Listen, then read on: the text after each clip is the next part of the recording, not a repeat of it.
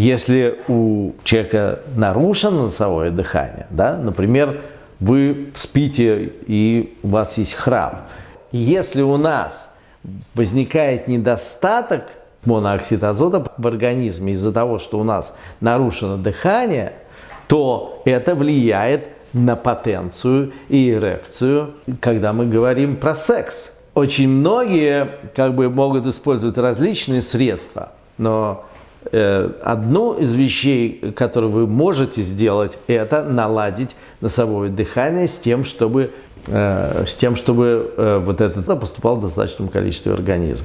И ночное апноэ также играет огромную роль, поскольку при ночном апное нарушается дыхание, возникают остановки дыхания.